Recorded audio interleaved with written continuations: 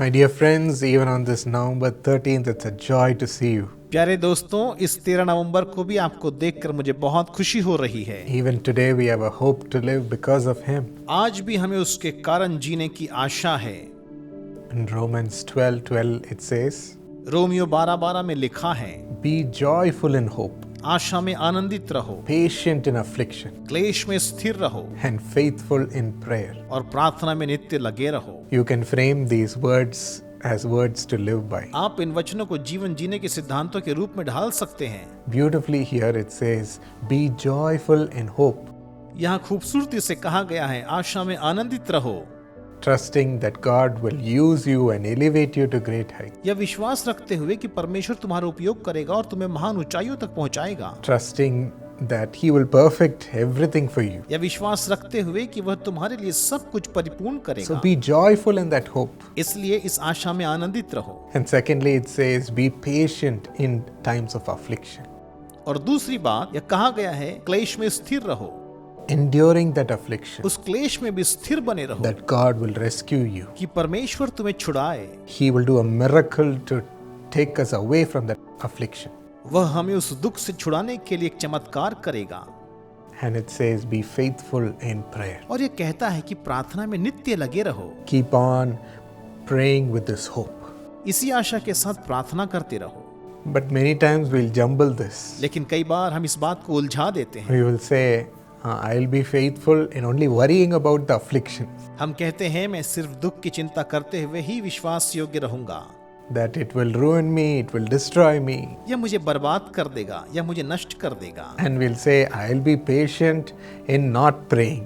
और हम कहेंगे, मैं प्रार्थना ना करने में धीरज रखूंगा, I'll be patient to not have any hope. मैं कोई आशा ना रखने में धीरज रखूंगा। But here it says, Rejoice in hope, लेकिन यहाँ लिखा है, आशा में आनंदित रहो, be patient in affliction, क्लेश में स्थिर रहो and faithful in prayer. और प्रार्थना में नित्य लगे रहो। When God asked Noah to build a huge boat like an ark, जब परमेश्वर ने नूह से एक विशाल नाव बनाने के लिए कहा, even though he could not see the purpose and believe it, तो उस समय वह इसका उद्देश्य नहीं समझ पाया और ना ही उस पर विश्वास कर पाया। he was joyfully building it, फिर भी वह खुशी खुशी उसे बना रहा hoping that God will use him for great things. इस उम्मीद में कि परमेश्वर उसे महान कार्यों के लिए इस्तेमाल And he करेंगे will help him build that ark for the future. और वो भविष्य के लिए उस जहाज को बनाने में उसकी मदद करेंगे।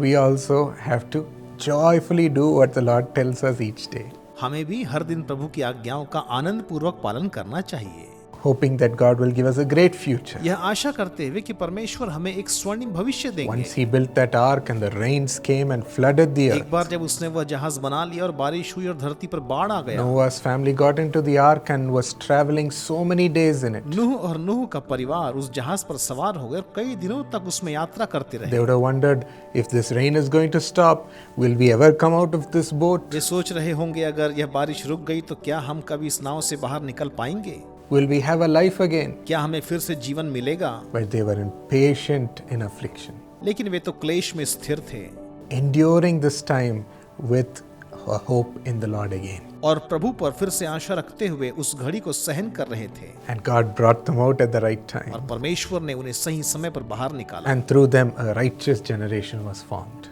और उनके द्वारा एक धर्मी पीढ़ी का निर्माण हुआ। God populated the earth through them. परमेश्वर ने उनके जरिए पृथ्वी को फिर से आबाद What a किया। great purpose God had brought forth in their life. परमेश्वर ने उनके जीवन के लिए कितना महान उद्देश्य रखा था। So follow these principles, my friends. तो इसलिए मेरे दोस्तों, इन सिद्धांतों का पालन करिए। Shall we ask God for this grace? क्या हम परमेश्वर से यह अनुग्रह मांगे?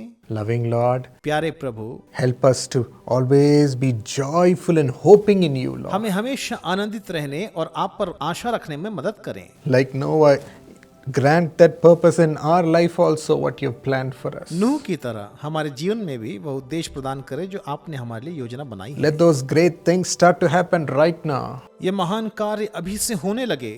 Teach us what we should do, Lord. प्रभु, हमें सिखाइए कि हमें क्या करना Let us चाहिए। enjoy doing it for you, हमें आपके लिए यह करने में आनंद आए hoping that the best will come from the Lord. और आशा करें कि प्रभु से सर्वोत्तम प्राप्त हो। Teach our heart to always be joyful in that hope. हमारे हृदय को उस आशा में सदैव आनंदित रहना सिखाइए। Lord, in times of your children's affliction, even now, हे प्रभु, अपने बच्चों के दुख के समय में अभी भी Give them patience to handle it, Lord. उन्हें उससे निपटने का धीरज प्रदान Not करें। worrying, ना तो वे चिंता करें, not fearing, ना डरें, not giving up. ना हार माने। Right now, rescue them from their affliction, अभी उनको उनकी पीड़ा से बचा लीजिए। giving them a great hope that God will be their help. उन्हें यह बड़ी आशा देते हुए कि परमेश्वर उनकी मदद करेगा। You will surely bring me out, Lord. हे प्रभु, तू मुझे जरूर बाहर That निकालेगा। is our hope, Lord. प्रभु, यही हमारी आशा है। Thank you for giving them such a hopeful heart. उन्हें इतना आशावान हृदय देने के लिए धन्यवाद। Thank you for giving us the power and the faithfulness to pray. हमें बल देने और प्रार्थना करने में विश्वास योग्यता देने के लिए Let धन्यवाद। us continue to believe and pray, Lord. आइए हम विश्वास और प्रार्थना करते रहें। As your children do this, let them see miracles in their situation right now जब आपके बच्चे ऐसा करते हैं तो उनकी परिस्थिति में चमत्कार होने पाए and build them up into a great life, Lord. और उन्हें एक महान जीवन जीने के लिए तैयार Into कीजिए a Prabhu. useful life, Lord. एक उपयोगी जीवन जीने के लिए Thank you Prabhu. for your blessings are coming upon them as they surrender in hope to you. धन्यवाद, क्योंकि आपकी आशीष उन पर बरस रही है, क्योंकि वे आशा में आपके सामने समर्पण कर In रहे हैं। Jesus' name, यीशु के नाम से amen. आमीन। God bless you. परमेश्वर आपको आशीष दे।